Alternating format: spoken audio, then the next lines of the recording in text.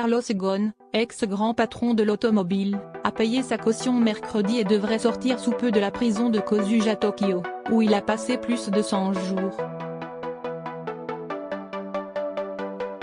Il a juré de se défendre vigoureusement face à des accusations selon lui infondées. Carlos Ghosn a payé sa caution d'1 milliard de yens, 7,9 millions d'euros, a annoncé mercredi 6 mars le tribunal du district de Tokyo, ce qui ouvre la voie à la libération imminente de l'ancien dirigeant de Nissan et Renault.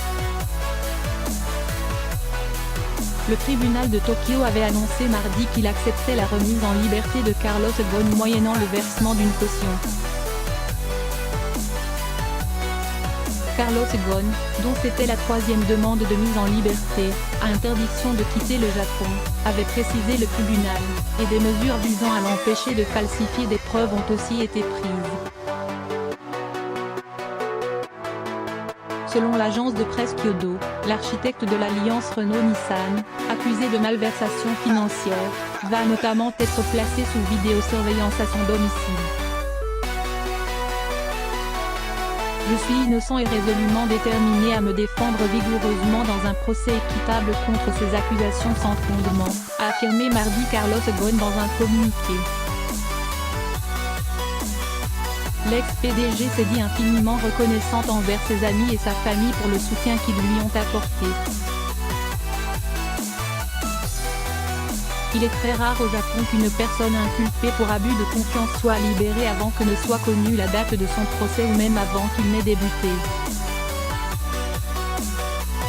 Impossible que Carlos Ghosn s'évade, selon son avocat. Afin d'arracher l'approbation du juge, Junichiro Hironaka, le nouvel avocat japonais de Carlos Ghosn a suggéré que son illustre client soit placé sous la surveillance de caméras et dispose de moyens limités de communication avec l'extérieur. Nous avons proposé un dispositif qui rend impossible une évasion ou la suppression d'informations, a insisté mardi Hironaka, réputé pour avoir obtenu l'acquittement de plusieurs clients de haute volée. En théorie, le bureau du procureur a encore la possibilité de l'arrêter à nouveau sur d'autres chefs d'accusation, selon des juristes, mais cette probabilité semble réduite désormais. Je suis impatient de pouvoir me défendre. Mécontent du rejet de précédentes demandes de libération sous caution, Carlos Ghosn avait décidé de changer mi-février son équipe de défense japonaise, au moment d'aborder la phase de préparation de son procès, qui n'interviendra pas avant plusieurs mois.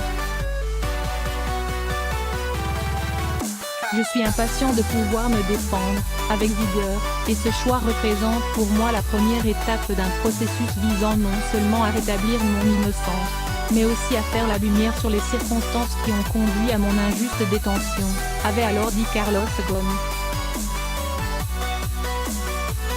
Celui qui était vénéré au Japon pour avoir sauvé Nissan avait été arrêté le 19 novembre à Tokyo et placé dans le centre de détention de Kozuge, dans le nord de la capitale, prison qu'il devrait quitter dans la journée. Carlos Ghosn a été inculpé pour minoration d'une partie de ses revenus pour un montant de 9,23 milliards de yens, 74 millions d'euros, de 2010 à 2018, dans les rapports de Nissan remis aux autorités boursières. Il a également été inculpé pour abus de confiance. Il avait dénoncé fin janvier, lors d'un entretien accordé à l'AFP, sa détention prolongée, un traitement qui ne serait normal, selon lui, dans aucune autre démocratie. Il estime avoir été victime d'un complot ourdi par Nissan pour faire échouer son projet de rapprochement avec Renault. Nissan, à l'origine de l'enquête qui a conduit Carlos Ghosn en prison, a de son côté nié.